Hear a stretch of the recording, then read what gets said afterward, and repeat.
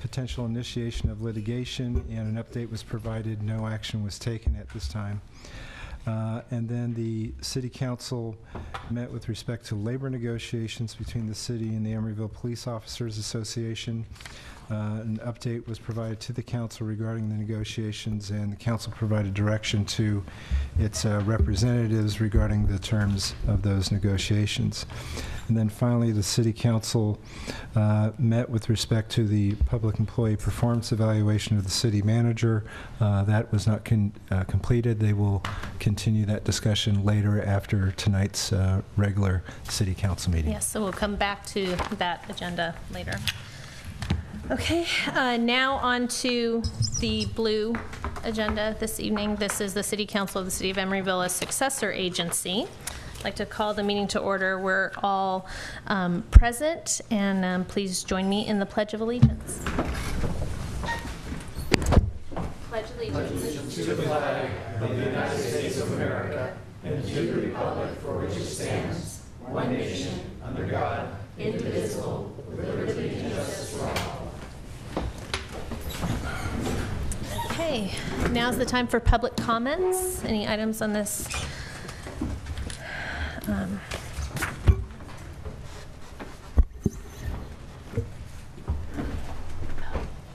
Okay. Rob Arias. I'm the founder, editor of the Evil Eye Community News. I'm also on the Park Avenue District Committee. I've met you all in person, and I've lived here for 11 years now, so getting ready to celebrate an anniversary. I just wanted to take my 3 minutes to share some things, some tools for residents, who are always asking me how I can get more involved. One of them is, of course, Ken's channel on YouTube, the Emeryville Property Owners Association. He's doing an amazing job of documenting a lot of videos of the city, archives, etc. It's just this amazing archive. I wish something like that existed on the city. Another one, I have a free community calendar on my blog. Small businesses, individuals, etc. can post their events. It's all entirely free, and I will help promote them. So another very democratic thing happening in the city. The third one, something I wrote about today, it's an app that's available for Android and Apple iOS as well, where you can take pictures of nuisances within the city, potholes, dumping, etc., and report them. Assign them a category, give them a title, map it, and it goes into their system. You go back here, sorry. And it actually lists all these nuisances, that are readily available on this site on cclicksfix.com. There's also a map over here you can see to the right that pinpoints the location of all these nuisances. You dig in deeper, and it also shows you can vote, you can share. It's just an amazing tool. The only problem is, if you go back, all of these are open right now because the city's not recognizing them. It's really a small fee for the city to pay in order to incorporate this into their website, and something I think you should consider, because their studies are showing that people that engage in this kind of activity actually get more involved in the city. They call it a self-reinforcing loop. So if you want more people to get involved in the city, which I assume you do, this would be a very easy way of doing that. So you can also see on the right side, there's a feed of the various tickets, they call them, that have been incorporated that are specific to Emeryville. So I just want to give a little plug for this tool that I think there's an opportunity to do it with an upcoming redesign of the website. And again, I want to give it my full support. I think it would be a great tool for the city. Thank you. Thanks, Rob. Anyone else for public comments? Mayor, do you mind if I ask our staff to respond to the C-Click fix? Yeah, I know it's something that we've talked about before and is on our radar. Sure. We have definitely looked at the tool in the past, and at the time it didn't make a whole lot of sense. We now are, both our IT manager and our public works director are looking at whether it's this tool specifically or something else. Definitely trying to find a way where we can have people send things in and close the tickets and have everybody, have it be transparent, everyone can see it. We have a new work management system that we're trying to get online for public works.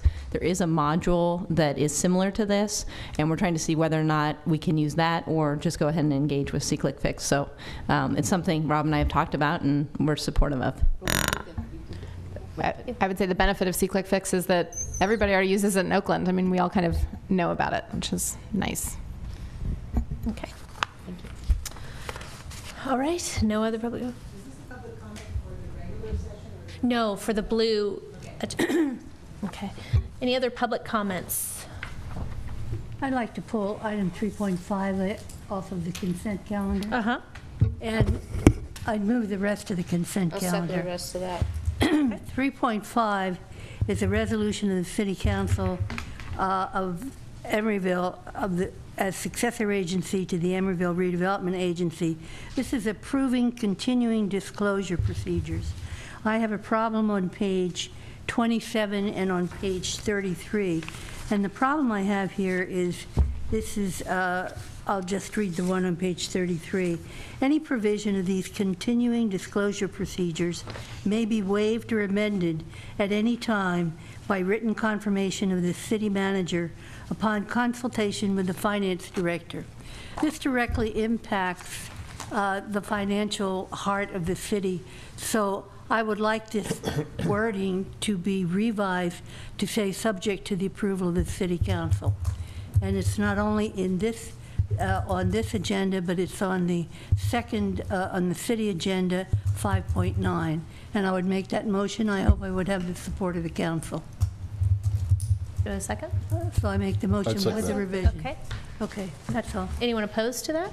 Okay, all right. With that, do you want to move the item? Nora? That's the only item. Yeah, I mean, Second, Brinkman, Yeah. with that amendment. Yeah, with that amendment. Did we get that, Karen? Okay, there are no other items on our successor agency agenda, so with that, I'll adjourn that meeting. Moving right along to here, now we're at the green agenda. This is the Emeryville City Council regular meeting agenda. We're all, again, still here. We do have a special order of the day. Ian, here? Yeah. Good evening, Mayor Asher, members of the City Council. It's that time of year where we get to acknowledge an employee of the quarter.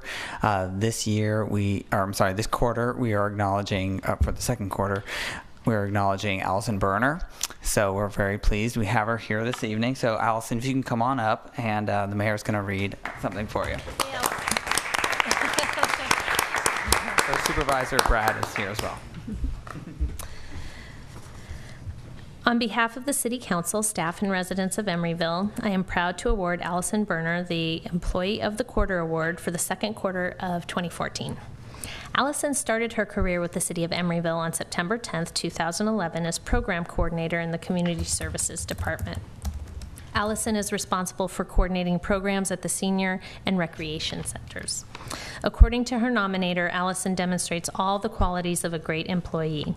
She provides excellent customer service, seeks better ways of planning and operating various programs, and is quick to volunteer to take on additional responsibilities as she is eager to learn new job skills. Allison has improved TRIPS program at the Senior Center by organizing the TRIPS and Special Events Committee, which consists of senior volunteers who gather feedback and organize new trips. By engaging the participants, the quality of the trips has improved and staff time is used more efficiently. As part of this Employee Recognition Award, Ms. Berner receives an award plaque. She will have her picture prominently displayed at City Hall, will receive a gift certificate to an Emeryville restaurant of her choice, and will have lunch with the city manager and her department head. Thank you for everything you do, Allison. thank you.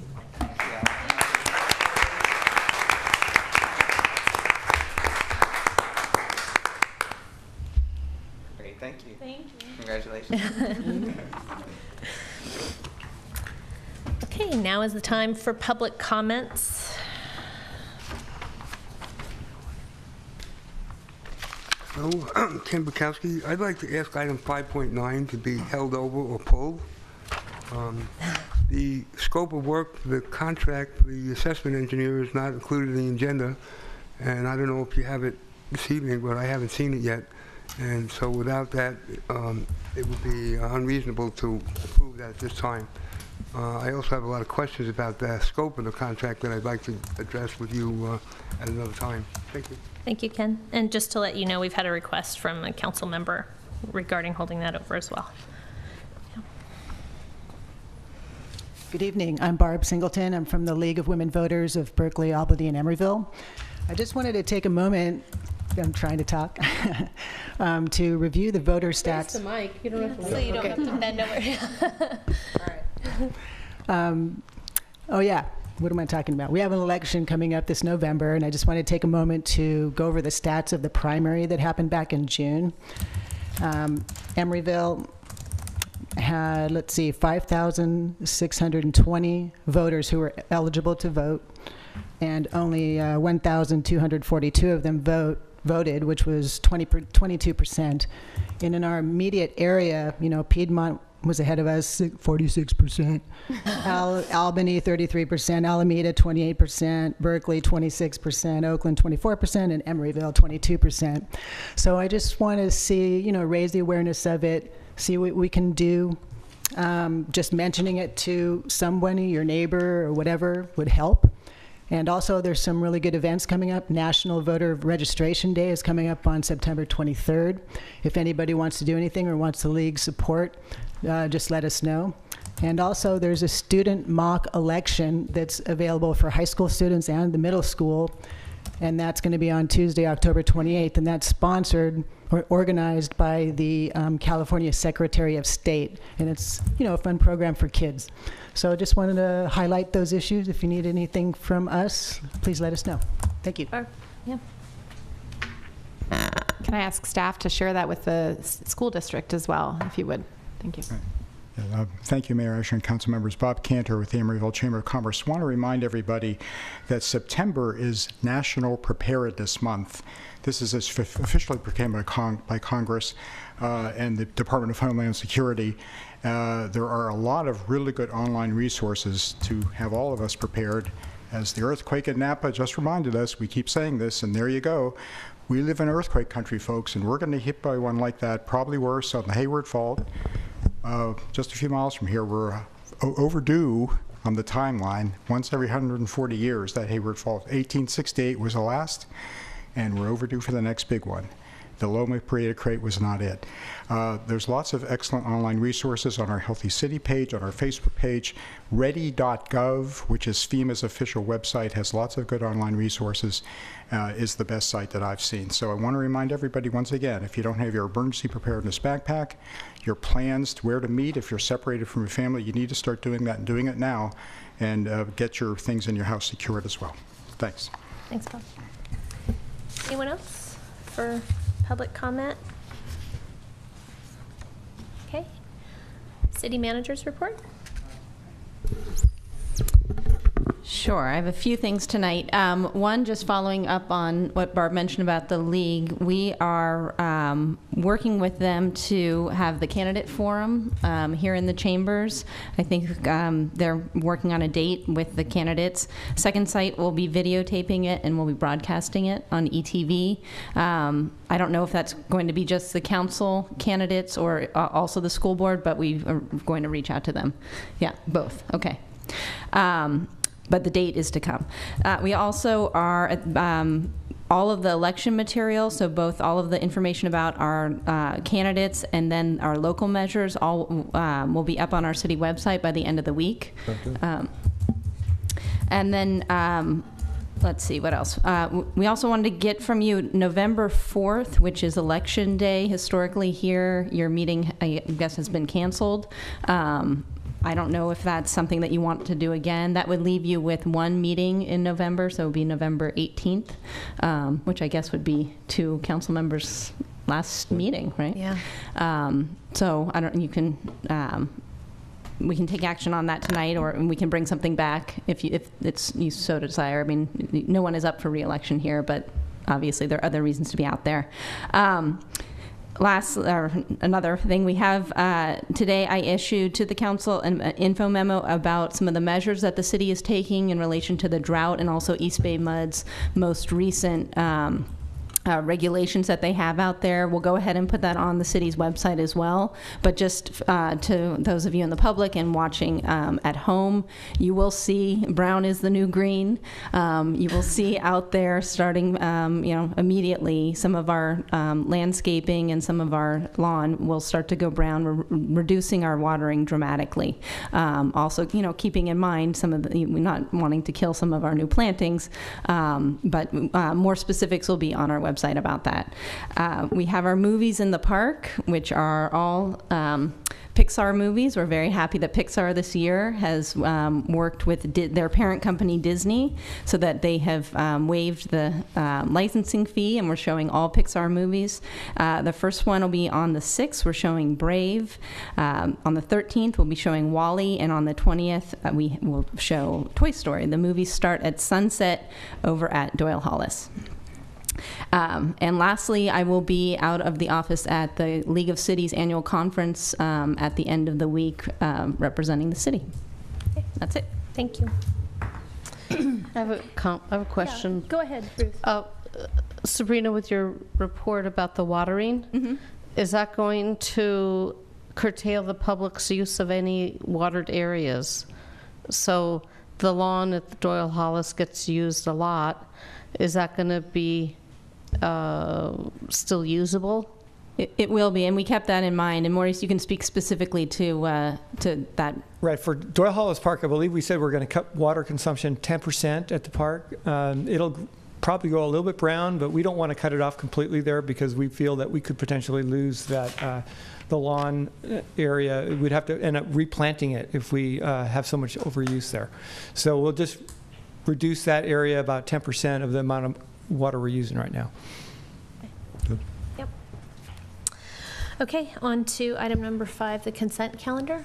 I'd like to pull item 5.9 and move approval of the rest of the consent calendar, keeping in mind that 5.7 has 2 revisions in it. So what you're saying regarding 5.9 to hold it over to the next meeting? Yes, but I'd also, if someone wants to make any comments on 5.9, let's open it up and then hold it over. Okay. But let's get the main consent calendar first. Well, I think for the consent, don't we need a special motion to reflect the amendment that we did on the successor agency? Nora just said that, I think. Well, that was the intent, but don't we have to just make a separate motion about that? No, I think she made it part of her motion for the entire consent calendar. I think that's fine. I'll second the motion on the consent Okay. calendar. Okay. 5.9. Okay, item 5.9. Do we want to entertain public comment at this time on item 5.9? Anyone? We're holding it Come on, over. Andy, step up.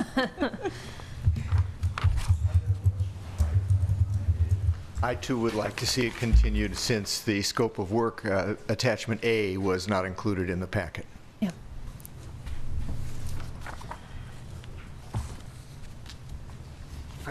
Yes, I would like to see it continue. I did have a couple of concerns. The staff report, which was in the packet, said that the city manager made some adjustments based on discussions with the TMA representatives. Well, I don't think that that's fair to happen, outside the public light. And the TMA representative, this Jeff, I mean, they're not elected to that board, so I don't know who they really represent. But I think the most important point is that the immigrant is really important to the whole community. And I think we need to take a look at all of the funding options. I don't think we should just go out to the people paying this tax and say, well, this is all you have to vote on, it's that or nothing. Why shouldn't we consider the other options? I think property owners and the public deserves the opportunity. The staff doesn't want to look at other options, and I don't think the staff should be directing the show here. I think it's up to the community to weigh in, because this is, according to the voter survey, the most important issue in the city. So it certainly deserves more scrutiny than just, hiring the guy. And the other thing is, it doesn't appear to me that a PBID assessment meets the legal test of providing a special benefit under Prop 218. You can say it's a private system, but it's a public system. When I asked the attorney how do you determine whether it's public or not, he said, can the public write it? I said, yes. He says it's a public system. period. Thank you. Okay, so Nora's asked that we hold this over. Is there support on the council for that? Yes, there is. Yeah? Okay. Anyone object? No? Yeah. Go Mayor ahead, Asher, Maureen. I request that we pull item 512. I have some additional information I'd like to present to you on Oh, that, okay. if that's possible. To hold it over? No, I'd just like to talk about it. You'd like to talk comment about on it? it? Okay. 512. But it's all right with you if we pass the resolution. You bet. Thank you. Yeah, go ahead, Maurice.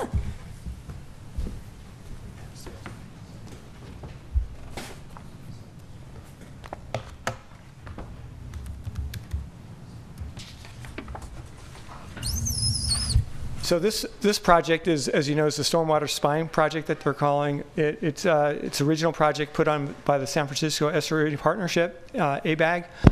It's going to be putting in a stormwater bioswale in front of the MAS building here. I just wanted to point out it was inadvertently omitted from the staff report. There's 8 small trees in front of the site that'll be removed as part of the project. 5 of them will be transplanted elsewhere within the city of Oakland. Some of these are within the city of Oakland, but there are 3 here that were planted probably 20 years ago. As you can see, they're still rather small. The growing conditions aren't really all that good. And so as part of the construction, we're going to be putting in 11 new trees. The soil conditions will be enhanced tremendously. And I just want to point that out to you. The trees that are coming out are shown on this demo plan. The other thing I wanted to say was the schedule for the project. In the staff report said fall of this year. It's actually going to be more like spring of next year where we start to go to construction. The 3 trees on the Emeryville side, are we replanting them?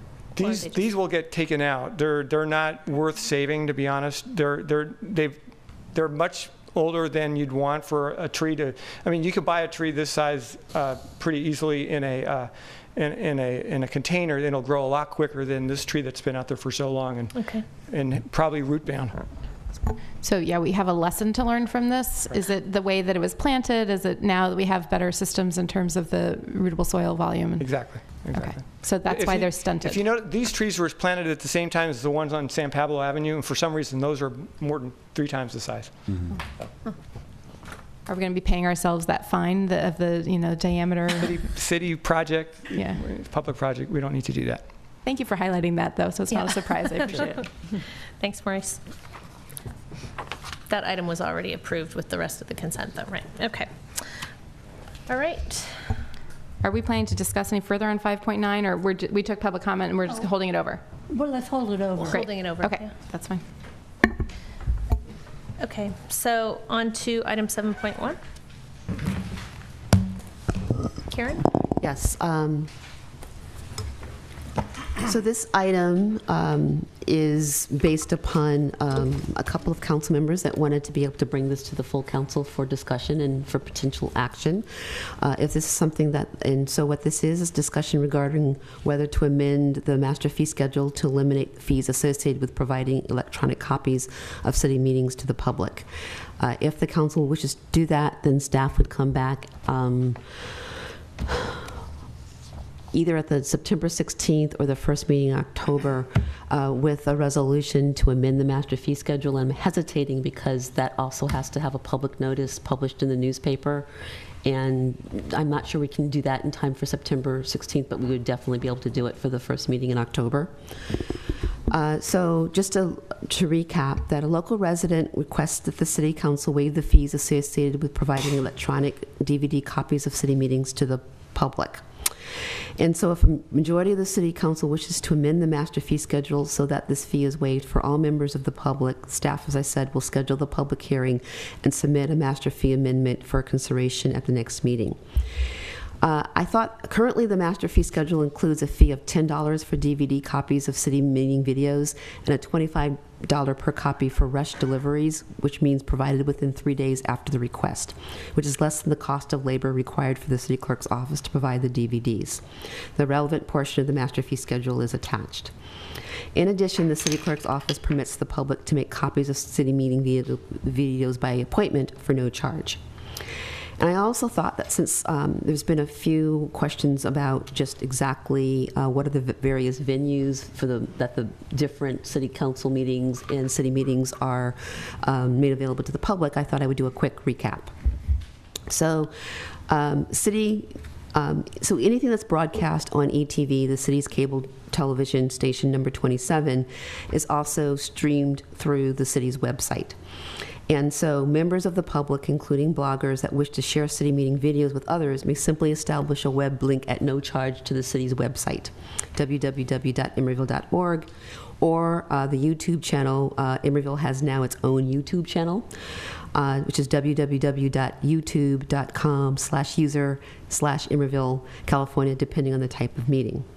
So, City Council, successor agency, and Community Development Commission and MESA meetings, as well as Emeryville Oversight Board meetings, are televised live and are also rebroadcast on ETV, and are live streamed and rebroadcast as well as archived on the city's website. And the city's homepage now has a updated ETV programming schedule, so you will know when those meetings are, well, of course, broadcast live, but also when they are rebroadcast. And most of the meetings are rebroadcast 2 to 3 times per week. We also do delayed broadcast and rebroadcast of the school board meetings because they don't have their own channel at this time. City school meetings are videoed and broadcast on EVTV, and those meeting videos are uploaded and archived on the city's YouTube channel. Planning Commission meetings are televised live and are rebroadcast on ETV, and again are live streamed and rebroadcast on the city's website. Starting with the July meeting, we have now we are now providing YouTube videos of the Planning Commission, so you can look at that meeting. And we have plans to go back at least to the beginning of January 2014.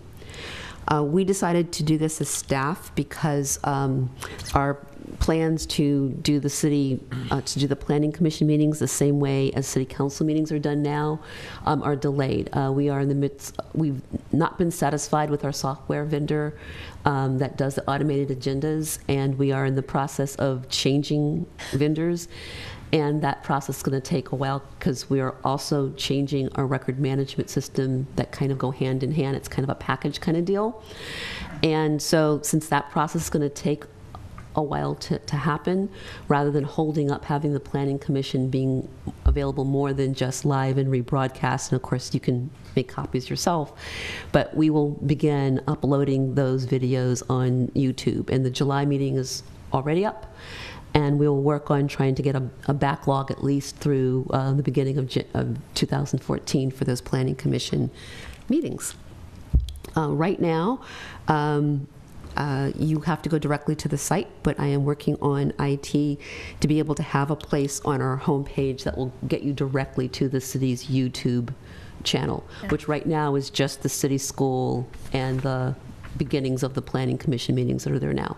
But hopefully in a few months, well, not hopefully, in a few months, the Planning Commission meetings will be done the same as the City Council meetings, in which you can download the agenda items, and the different meeting agendas will be time-stamped, so you can go directly to those things that you wish. But because, as I said, the change of software vendor is going to delay that project, we decided to go ahead and just make it available on YouTube.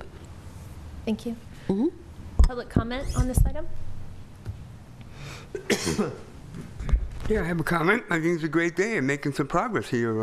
I'm really happy about this. I think it's been a long time I've been trying to get this done, and here we are. I'm doing it anyway, and I'm not going to stop doing it anyway, but I think it's great. I have the last 10 years of meetings available for the Planning Commission, and I'm going through right now my older VHS tapes, so I'm posting meetings from 25 years ago, which are very interesting to look at, for sure.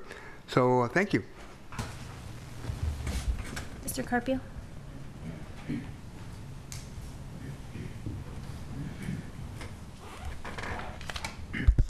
Good evening, ladies and gentlemen. My name is André Carpio. Today I was standing on the corner of the street from the senior center, and I did count over 80 vehicles picking up children. And my reasoning on this here is 80 drivers and with their car, and of course they're not new car with the utmost mileage record. So if we provide public transportation for the children, we can save tons and tons of used fuel and time consumed by the parents to pick up their children. We have many vehicles that are on storage that are not in use, and not only that, in the middle of the day and around 3 o'clock, many of the buses and merry-go-round are almost empty, so these buses could be used to transport the children. And that's, we talk about an economic here. We don't need to make the math, but vehicles are not as efficient as buses, because buses are powered by diesel, and the diesel engine is much more efficient, and we have a weight ratio here that simplifies the transportation system. So we just need to make a route and ask the parents who would want to benefit from public transportation. Thank you. Other public comments on this item? Okay, let's go ahead and hear from council. I'd just like to say a couple things, that I really value the public access to meetings, and we audio record now our committee meetings, and providing an easy way for people to see. I'm glad that the city is improving not only planning commission meetings, but also the YouTube access, and hopefully all that'll get ironed out quickly. I don't like special arrangements for some people and not for others, and I'd like it to be even-handed and fair for anyone in Emeryville to have the same access to our video taping. And I hope that we continue to improve also the ETV broadcasting. I don't watch it myself, and I would rely on people who do to give me more feedback on that, but just being sure that we're optimizing the time, because it is precious, and there are other videos, perhaps even from the region. I know at Stop Waste there are informational videos and things like that that we have seen that could be potentially shared there as well. So I would be in favor of either eliminating the fee and having a very clear protocol for anyone who would like access to a video copy, and there would be, a set way to do that and request it, so that nobody is being inconvenienced or feels pressure to provide something if it's not working in their schedule. I think it's important that we're efficient and fair. Yeah, I'd just like to comment. I think the city clerk's office is moving ahead to really reach a point where there is more across-the-board access. I'm at the present time not really interested in altering the fee schedule. I think let's bring it back next June when we do the fee schedule, see how many requests there had been.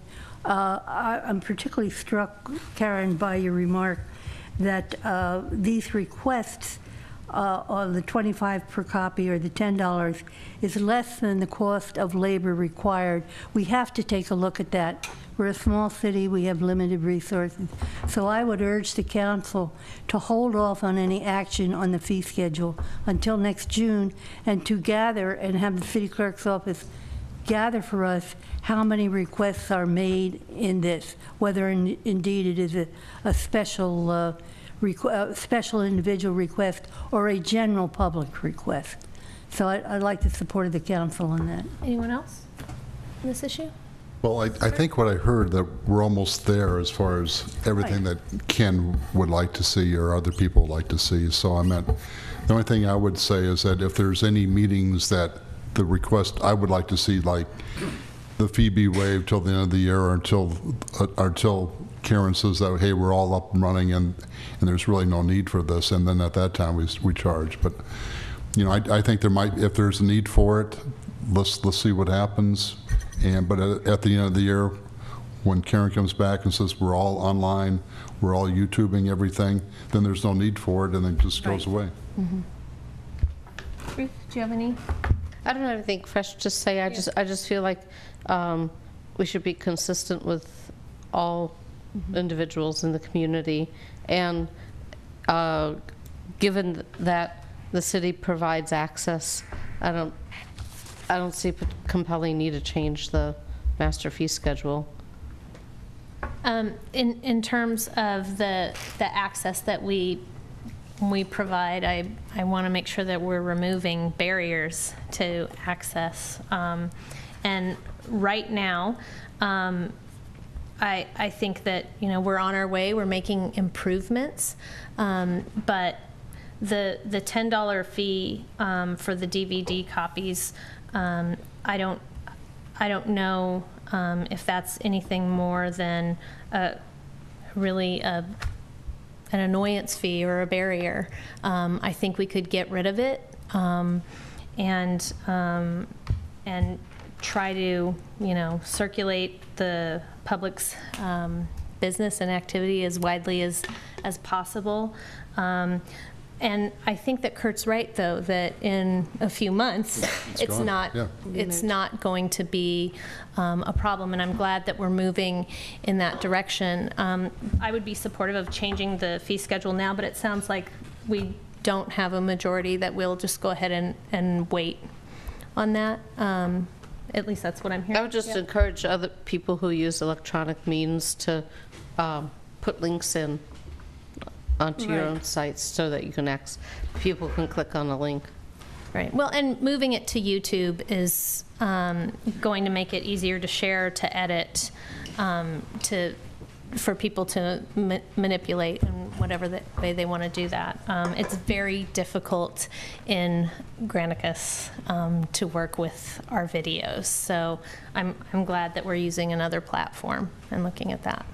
In fact, Second Sight said that just as part of what they already do, that it wouldn't be really any problem for them to now, as they now make a DVD, is that they can just, I think it's a couple clicks, and they could just put it on the city's YouTube, and so they've already said that they are willing to do that. Oh, okay.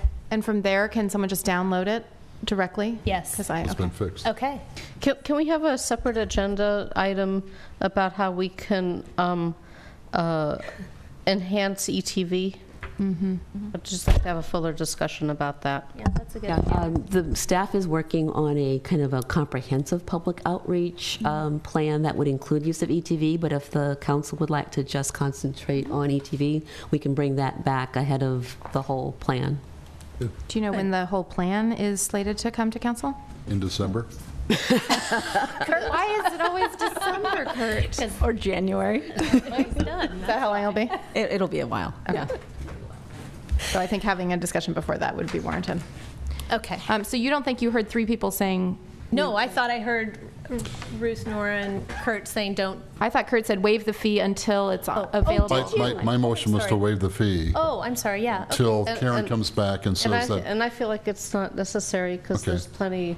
Well, that's. So then we have 3-2 to waive it. I'm sorry, I didn't hear this. I'm just not clear on the timing. So if it takes a month to waive the fee and then in 6 weeks it's already done, I don't understand. Yeah. Okay, I guess you're asking me 2 questions. If you were asking me what the status is that the city school committees have been, I think, for for a while on the YouTube.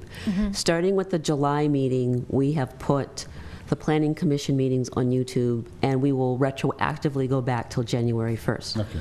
Going forward, so starting with the August Planning Commission, because Second Sight does videotape those, they will automatically put those on YouTube. So so starting, so for all of 2014, the Planning Commission will be on YouTube, and going forward will be on YouTube. So this, basically what you're saying, this should not have been a policy item because it's been fixed. Madam Mayor, I have a substitute motion. And my substitute motion is that at this time, we do not change the master fee schedule. We have lots of other things we have to do. But that we put it on for discussion in June when the master fee schedule comes back. So in the interim, you're saying it eliminates the need for the public to request a DVD, but if someone does request a DVD, they will pay $10 because that's what the master fee schedule is right now. correct? Okay, that's clear, everybody? Substitute motion. Yeah, that's fine. Is there a second? I've got a second to the substitute motion. Yeah, I'll second it. Okay. All those in, So that just was- restate it, you said, I'm sorry, getting confused with the That dates. we don't change the master fee schedule. You know, we have a staff that has a long list of things that they have to be doing.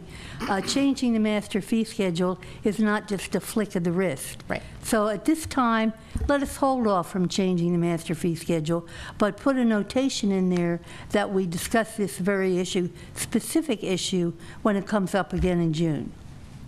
That's the motion. And Ruth seconded. Okay. All those in favor? Aye. Aye. Aye. I'm sorry, was there What say you, Jennifer? There wasn't exactly, maybe it was. You know, It was- I mean, it's really, the master fee it's like, there's really not even a need for this because the CD is going to be going by the wayside. So I mean, basically what will happen back in June, you'll just say that no more CDs. My problem is that you're Taking up staff time. waiving the fee. That's what it is. And there's a And- little hard cost for the actual DVD. I know. It's not that, it's the labor involved. I know. And the time involved. So I think that maybe wasn't a substitute motion, but was an original motion, because there wasn't a formal original motion. I don't know if, It was really direction, I think. I call the substitute motion. Let's clear these things off. Let's, Have any objection to that substitute? Jennifer, do you object? I don't Okay. object. No. Okay. All right. Fine. All those in favor? Aye. Yeah. Okay, thank you. I think we, Can I ask one other thing, though, which is that staff clarifies in writing and shares it with council what the protocol is for anybody who is requesting it, so that we understand. I think it's been out there before, but it'd be nice to have that. Yeah, we'll send that out. Thank you. thank you. Okay, item number 7.2. Charlie? This is where I need to recuse myself Oh, because yes. I own property nearby. I'd move the second reading. And I'll second that.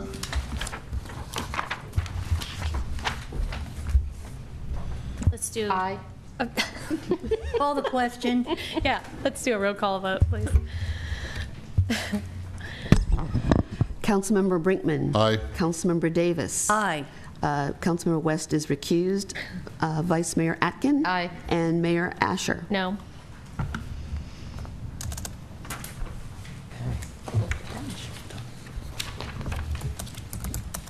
So that's up for, so Moving along.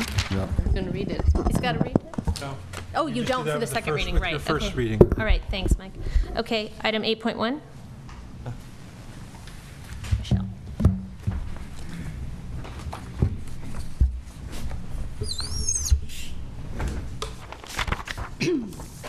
Good evening, Mayor Asher and members of the Emeryville City Council. I'm Michelle de Guzman with the Economic Development and Housing Department. The item before you tonight is a contract with the Chamber of Commerce to provide professional services to the city of Emeryville. This item was previously presented to the City Council on July 15th. At that time, the council requested additional information and continued the item to this meeting. This report incorporates those additional items, which were two. One, an annual report by task for fiscal year 13-14, which was the prior year contract, and that annual report is attached to the staff report. And second, that the scope of work include an increased focus on small business support, and that as well is reflected in a revised scope of work that staff worked on with the Chamber of Commerce. To summarize, the revised scope of work includes the following tasks. The first task is outreach and support for small businesses, including support for vendor opportunities for small businesses, serving as a resource for information and for local, regional, and state business development and assistance programs, and the arrangement of up to 6 on-site meetings with Emeryville businesses that will include the city manager, the mayor, or a city council member, and key city staff. The second task is to assist with workforce development, and this includes working with nonprofits that specialize in workforce development to identify and engage businesses to make that connection between job seekers and businesses seeking employees. employees, sorry. And also working with nonprofit and educational institutions to identify job skills that employers need and to ensure that those skills are being met by local schools and nonprofit training programs. The third task is to assist with economic development outreach and marketing efforts as needed. The fourth is related to regional economic development initiatives, and that is to serve as a representative of the Emeryville business community with organizations that deal with economic development, using those contacts to bring speakers or other information both to the city and to Chamber of Commerce events, as well as establishing economic development partnerships and relaying that information to the outreach network that the Chamber has developed over the years. And the last item is state-level initiatives, and that's to support lobbying efforts to recast infrastructure financing districts or other state legislative responses related to the dissolution of redevelopment and the support of economic development activities. The staff is working with the Economic Development Advisory Committee to update the implementation strategy for the Economic Development Plan. And this scope of work will be revised once that implementation strategy has been revised. We're anticipating that will come in the early part of the next calendar year. The scope may also be changed if other economic development priorities come up during the year with the approval of the city manager. Sorry, flipped the wrong section of my notes. The Chamber will be compensated on a time and materials basis not to exceed $25,000. The billing rate is $100 per hour. Based on the last fiscal year, approximately $17,000 of the prior $25,000 contract was billed. The primary reason for this is a large section of that scope of work was the promotion of the Enterprise Zone program, which was eliminated during that fiscal year by the state of California. Staff recommends approval of the resolution and approval of this contract and is available for questions, as is Bob Cantor from the Chamber. Okay. Let's hear from the public. Yeah, I had a couple of comments about this. First of all, I think it's unusual for a city to contract with the Chamber and to provide them with free office space. I think you could get a lot more bang for the buck if you had the Chamber go out there and make sure that they reached every business and property owner and you found out what those people think about the city.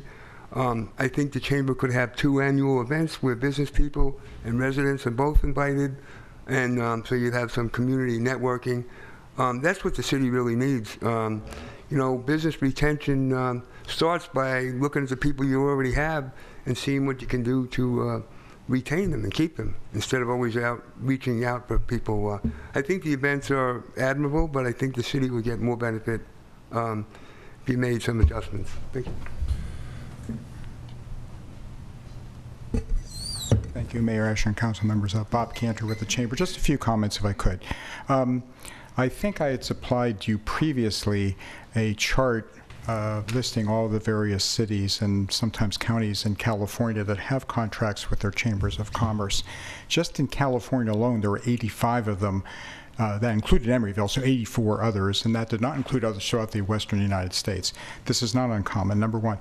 Number two, I had a meeting with Charlie back, last spring prior to my surgery, after Helen Bean left, and talking about who would now be responsible for the economic development function of the city, and that was still up in the air at that time. And I told Charlie that if she wanted the job, that Michelle de Guzman was the right woman for the job. She's very good. I've worked with Michelle for a long time. She's wonderful, and we would support her getting this job. But as good as Michelle is, and I've worked with Michelle for a long time, we have a meeting tomorrow, our Economic Development Advisory Committee. Michelle's a very hard worker, very conscientious. She's still just one person. One person. And even in a city this size, that's not a lot of staff support for your economic development function. A partnership with another organization, such as the Chamber of Commerce, in that light makes sense. You don't have a big economic development staff here. Number three, and this will be my last comment, we had our chamber has been proactive. Well, I'm sorry, I have two other comments. Number one, the small business outreach. That's a little miscommunicated. It's natural. It's miscommunicated with most chambers of commerce. We do a lot more with small business than most people realize. Much of it doesn't get publicized. I'm on this phone with small businesses every day who ask me for all kinds of favors, questions, and I won't even begin to go into the details. I can if you want. Most businesses are small business. The vast majority of businesses in the United States are small businesses. The Fortune 500 or 1,000 is a tiny fraction of 1% of all the total businesses, and that's true in Emeryville. Emeryville has many large businesses, and that's not the SBA definition of up to 500 employees. I'm talking about businesses of up to 1 to 10 employees. That's the vast majority of our membership. It's the bigger companies are more visible and tend to be more active. You see them more.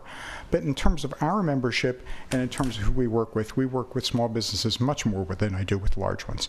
Finally, our chamber has, over the years, and you've seen some of this, but I have copies here for you tonight, come up with proactively 3 economic development concept papers. The first was in February 2012, and then 2 extensions after that, one for 2013-14, one for 14-15. At least one of those papers was adopted by this city council by reference and incorporated into the city's economic development strategy, the actual paper itself. That was our first one. And I have copies here, which I would like to distribute to. I'll give them to Karen here to distribute. And if I may, just for your reference, just to refresh you, this is the work that we have been doing. This is the work that we have been doing over the years to make sure we're staying abreast of things. But thank you, my time's up. I'll leave these with Karen. These are in reverse economic order. The most recent one up front, the old one in the back. And I'll leave one with Karen. Anyone else? Public comment on this item? Mr. Carpio?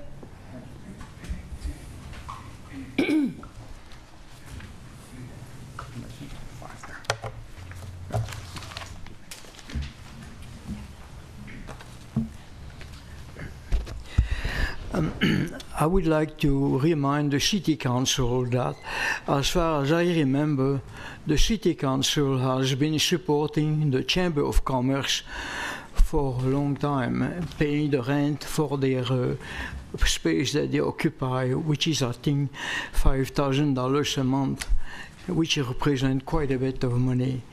And also, there has been several, from what I remember, several donations of $25,000. So my recommendation would be that perhaps we should hire Mr. Bob Cantor as a member of the city, as an employee. So he'll be given a compensation salary equal to a manager with benefits, and that will include all his services, which are valuable, very valuable. I haven't looked over the paper, but I do realize that he's an important person to development of the city of Emeryville, and he's certainly very merit. He has lots of merit in the work he's doing. He's been doing everything for the city of Emeryville as far as I remember. So I would recommend that we consult the people who are in charge and see if perhaps Mr. Cantor should be hired as an employee of the city of Emeryville. Thank you. Thank you. Thank you, Mr. Carpio. Anyone else? Public comment? Okay, let's go ahead and hear from council. Yeah, Nora? I'd just like to say, I think Bob hit on a very important point. We have one lead person in the city of Emeryville to focus on economic development, and we are all on this council aware that Emeryville is in a highly competitive situation, mainly because we don't have a BART station, and that is a significant disadvantage in this particular arena. I think the chamber has served us well. I'm particularly pleased with a contract that says pay for services. Mm-hmm. It's not a blanket contract. You just pay for what you get. And I'd like to say that as a member of the Economic Development Committee, Bob has been present, at almost every meeting and is certainly a contributor. We have, 12 or 13 people on that committee. Most of them are small business people, and they're working really to trying to make this a better environment for small businesses. I strongly suggest that we move ahead with this very modest contract. I mean, $25,000 really leverages our ability in economic development substantially. I'd move approval of the resolution. You know, I'll second it, but I'd have a comment too, because I think I was a member of the chamber from like the late 80s. And that's when I worked for a large corporation. And then I started my own business. And you talk about small businesses. There's nothing worse than you sit around and you're waiting for the phone to ring. You have no one to talk to. You don't know where to go for insurance. And you just, some days you say, wow, is this really worth it? And what happened to me, and one of the reasons I'm still very active, well, somewhat active in the chamber, is because it's nice to get out and talk to other people and say, okay, what do you do? What do I do? And can I buy my insurance through you? And you know, this is really tougher than what we think it is starting a business. I mean, from my standpoint, and then it was very beneficial to keep me going, keep me focused on that I could really start my business. But it also, the connectivity was so important to me to some of the larger corporations, because you're always looking for where can you get your job, how can you expand your business.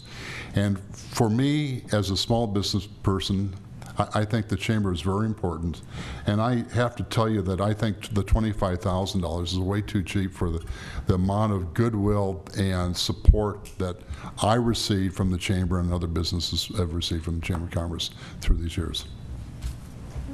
But that is a second. That's a second. Anyone else? I'll support this contract. I think it's small in number. I think it's important that there be a lot of different kind of voices that promote Emeryville, and this can add some targeted efforts to embellish what the city can do. We have contracts with lots of different entities for professional services, and I think the chamber has its very defined role to play in that. Yeah, I'm supportive of the contract as well. One thing I would like to see added the next time we see this is several people have made mention of the subsidy of the space. And it's just a good time to remind the public of that, because I'm not sure everybody knows that. And so when we revisit the contract, I'd just like to see that included in there. And Bob also made the point that the chamber did not spend all the way up to that $25,000 limit this past year, and so it's a contract for up to that amount. Anyone else? Jennifer, do you want to? Yeah, I first of all wanted to appreciate the report that we got on last year's work. To me, that was very helpful to be able to visualize and understand what the day-to-day look of the contract is, and the city's staff interfacing with the chamber on that.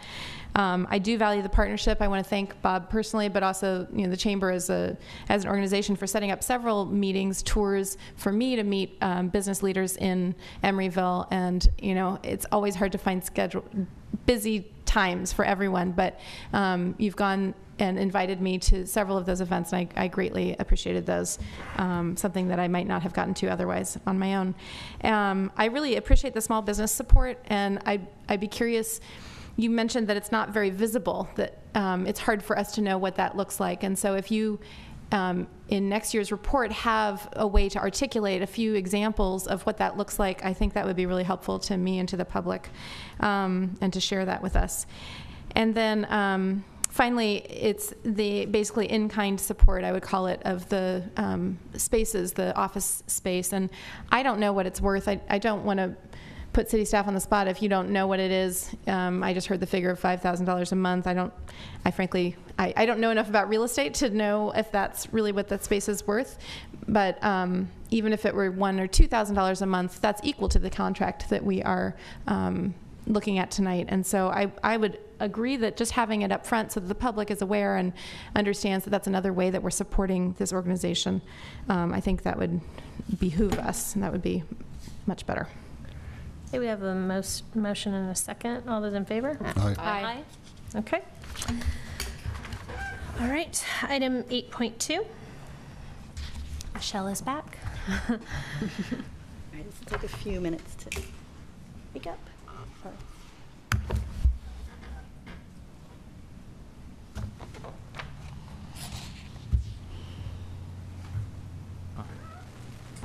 Sorry.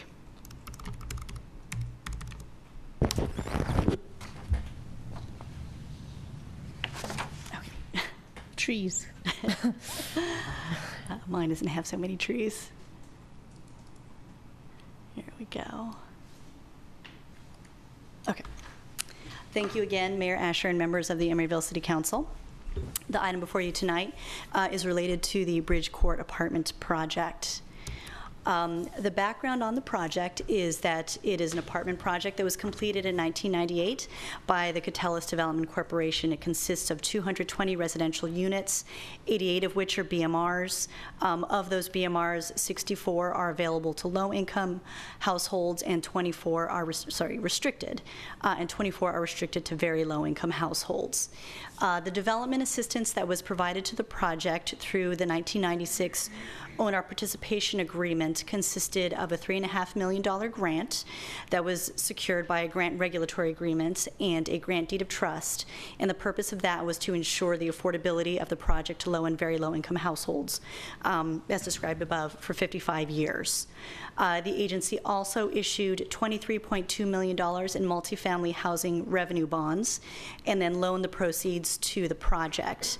The project has been repaying those bonds, or did repay those bonds over time, using lease revenue from the project and not tax increments or funding from the city. It was just the lease revenue generated by the apartments. In February 2013, those bonds were defeased as a part of refinancing the project with conventional financing, and so those bonds were essentially repaid. So as a result, the only outstanding assistance from the city is the $3.5 million for the affordability restriction, and no additional financial assistance has been provided to this project since the original OPA. When the project was completed, the OPA goes away, and then there were two agreements that were recorded on the project once it was completed. One is the agreement to be recorded affecting real property, which was dated October 5th.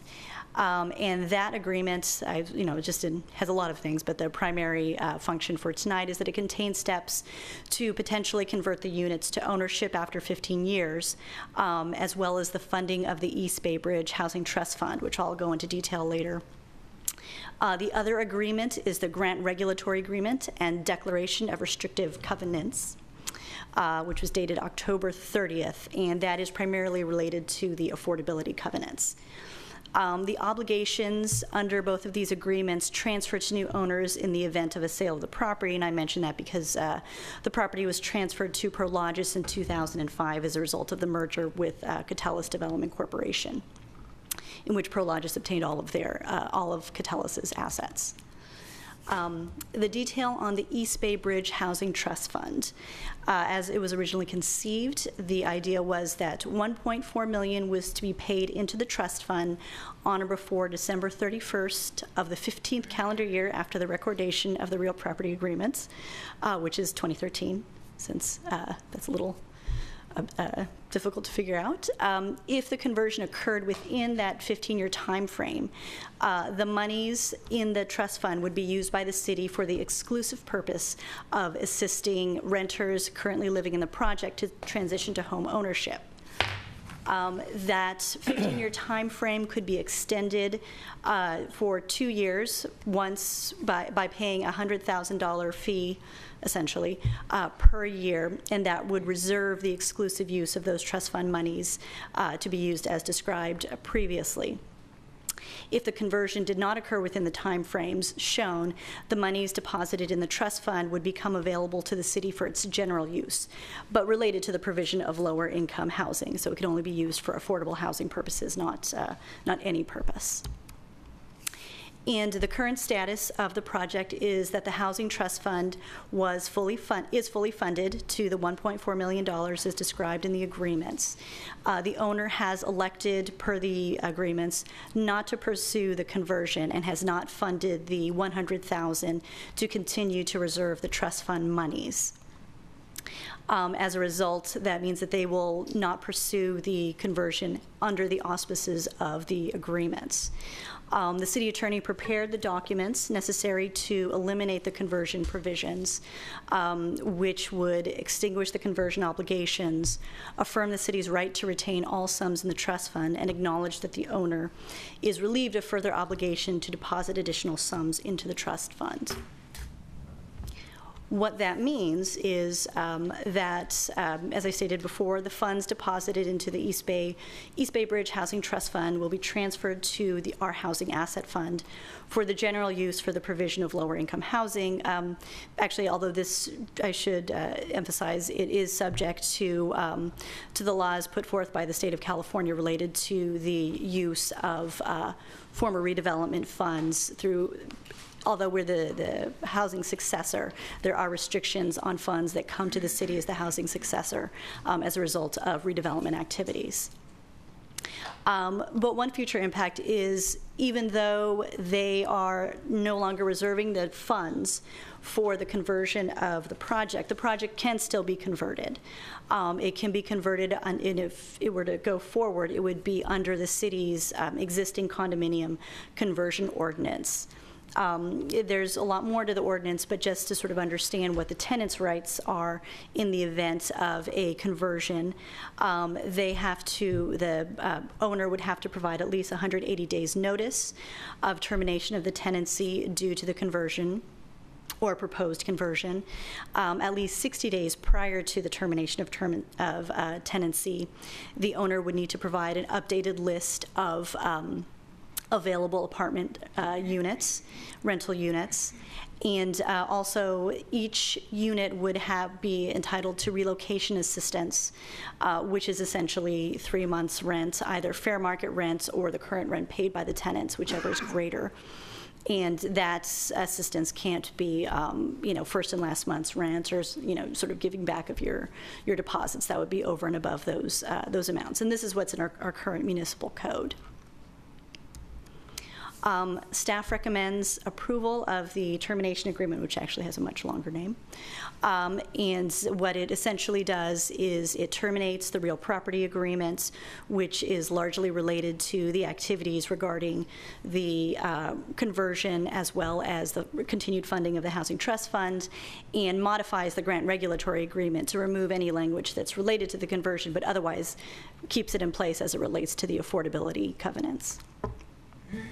And with that, I'm available for questions. Mayor? Yeah, go ahead. So, is there anybody here tonight from the PAC residential group?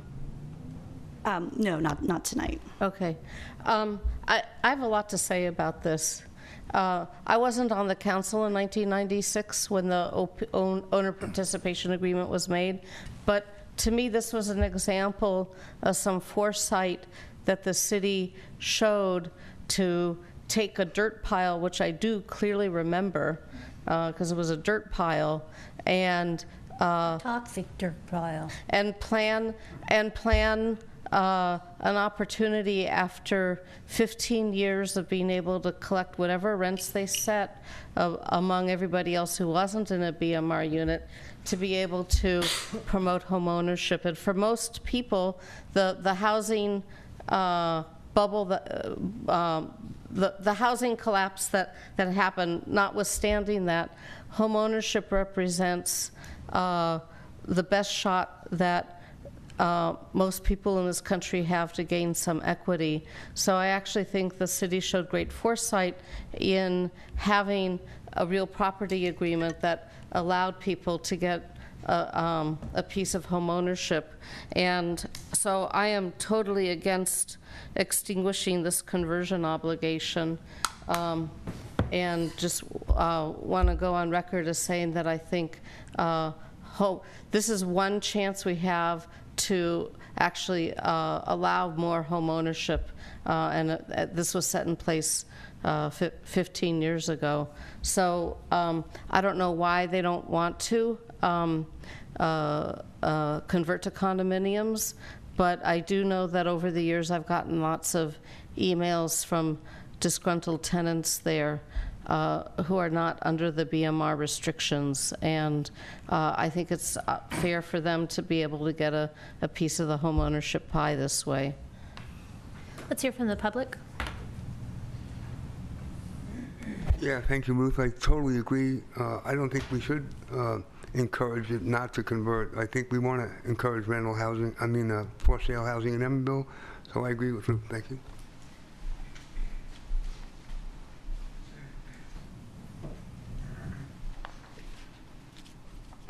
I agree with you too, Ruth. It's a shame that this is not going forward.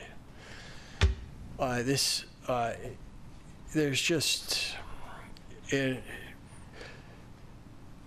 so much big money in real estate right now, and these units have been paid for, in effect, by people renting all of these years. They've really paid a significant part of the costs. And it's just a shame that they're not going to have the opportunity to reap long-term rewards. Mr. Carpio, do you want to come forward?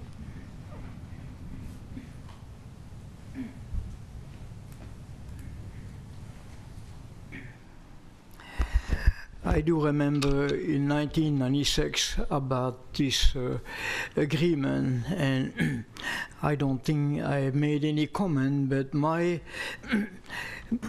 concern at that point was that although we talk about the affordable housing, and the result has not been significant. Of course, we brag about, but what I see is all the people who still cannot afford the affordable housing, and all you need to do is look around the freeway, and they all camp there. You know, they don't.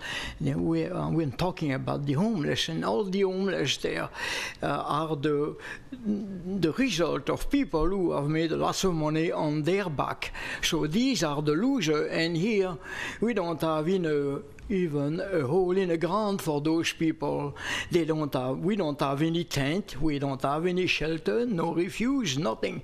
The only place the man can go is to jail, and the moment they hang around at McDonald's and things like that. And yesterday I saw 2 highway patrol hauling away 3 women that were on ramp at 580, and this is real bad. So this project here, there is really something missing here.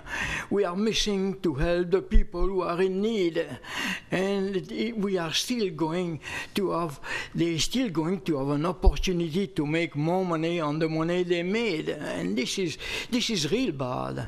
Thank you. Anyone else? Okay. I want to say one other thing too. Since the League of Women Voters spoke earlier, it's just, we have a high voter changeover from election to election, and a lot of that is because most of the city rents, and they don't get as invested in civic affairs because they move on. And this is one little attempt. That City Council created this housing trust fund to assist people to be able to do down payment assistance, or which is usually the biggest hurdle for home ownership. And I just feel like we should make good on some actual long-range planning that was done at that time. Mayor? Yeah. Can I just clarify for everybody here that really the city, it's really the option of TAC, use the acronym, that they've chosen not to convert. It's not really anything within the city's control to make them convert. And so what we're doing here is just really sort of pro forma in many ways. It's just really an agreement to kind of clean title. and they have no obligation to move forward with the conversion. The way the agreement was structured is that they had the option to choose whether or not they wanted to convert, and they've chosen not to. And so under the terms of the agreement, the obligation goes away, and this is just legal paperwork to clean that up. And one of the offshoots of it is that the city is able to retain the $1.4 million that we can use for other affordable housing purposes. So we really, in many ways, don't have any. It's really not a matter of whether we want the council's approval to approve these agreements, because in many ways we just have an obligation to carry this out and clean up title, because they've opted under the existing agreements not to move forward with the conversion.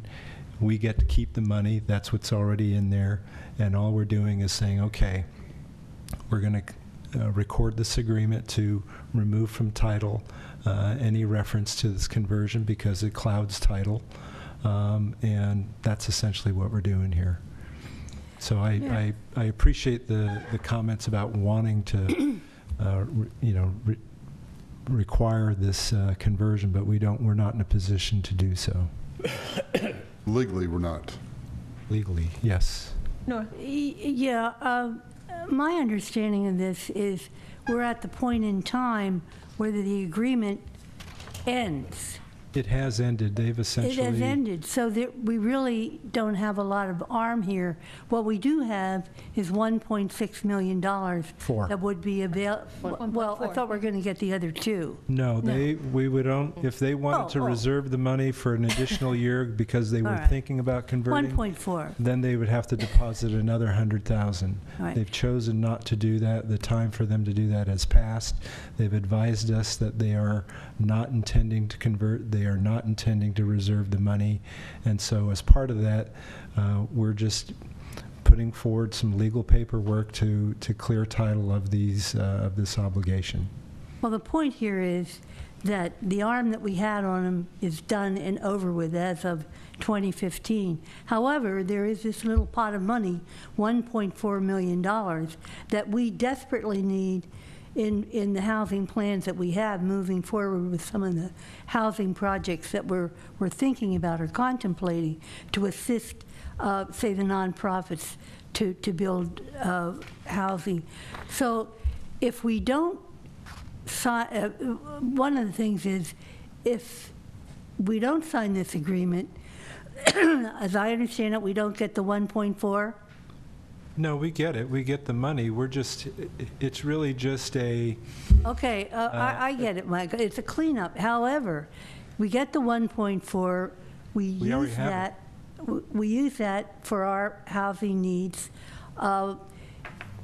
If they try to turn them into condominiums, they have to act under our condominium ordinance, which is pretty tough. You know, they have to provide money and assistance for their residents. So I don't think we have to sign this approval of the termination agreement. It would be probably a courtesy to do it, but it has nothing to do with forcing these people to turn them into condominiums. I think it's been misrepresented here at the dais and perhaps misunderstood in the public. I would also say that under the terms of their existing financing, that they cannot practically convert to an ownership for at least another 15 years, I believe it is. So my interest is getting the 1.4 and putting it to work for actual affordable housing in this city. Yeah, go ahead, Jennifer.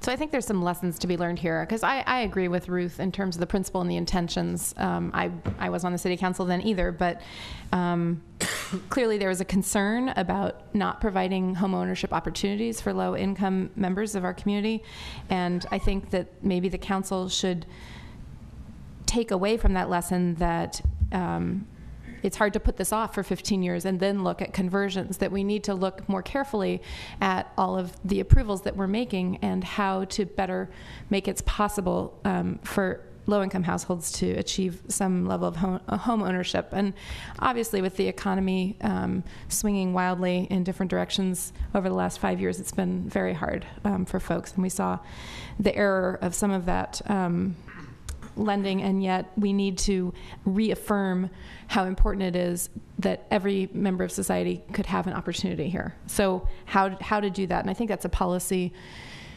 move that I turn to our staff and hope that kind of recommendation or advice will be forthcoming as we consider new projects as well.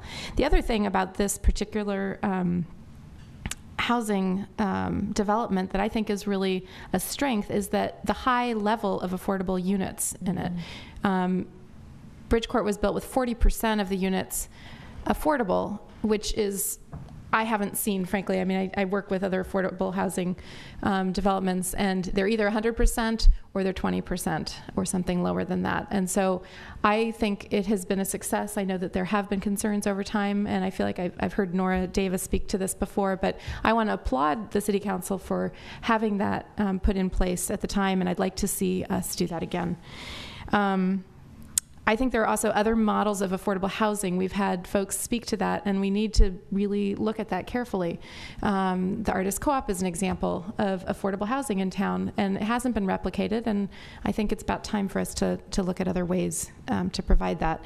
So we clearly need more affordable housing. I would like to see a greater diversity of types of affordable housing as well. It's unfortunate that this conversion won't work, but I feel like there were legal barriers to that are beyond our control at this time. And so I obviously, see that we have to go along with the termination of this agreement, but I hope that we will take away some key points from this experience. I move the resolution. I'll second it. All those in favor? Aye. Aye. Opposed? No. Okay. No.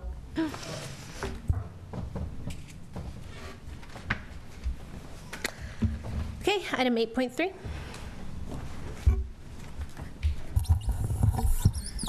Can I make one more comment on the last item, which is just, I asked staff repeatedly if tenants in the building were aware of this being discussed at the council, and I had no indication that tenants were made aware of the conversation around this.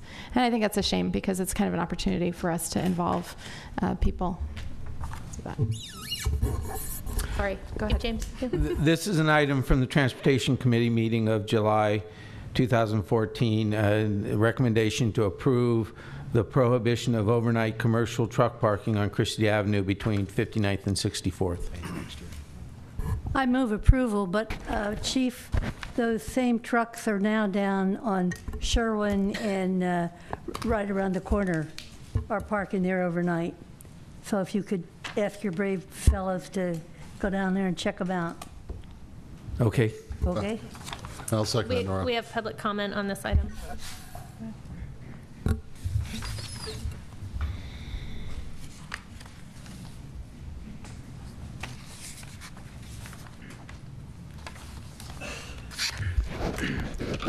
I just want to be sure that those truck and trucker don't feel that they are being discriminated about and that they are being chased around the city, because some people don't like to see those trucks.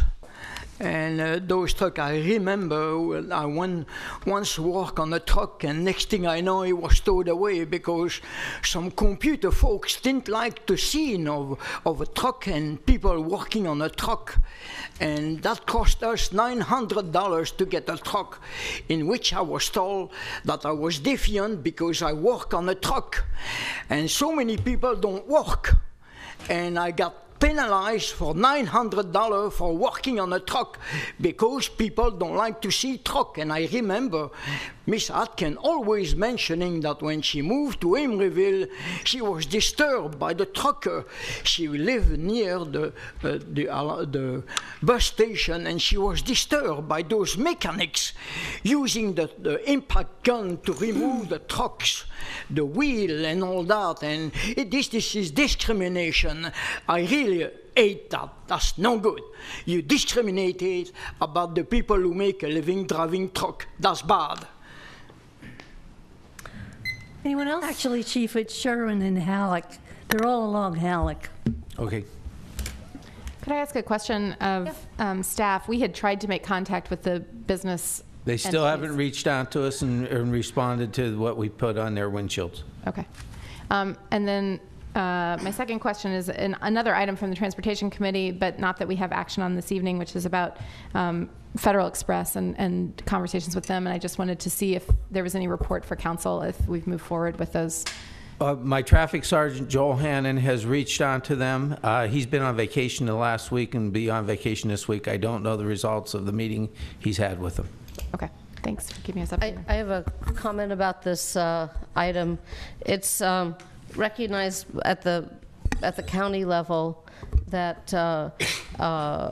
truckers need amenities and facilities as part of a goods movement plan.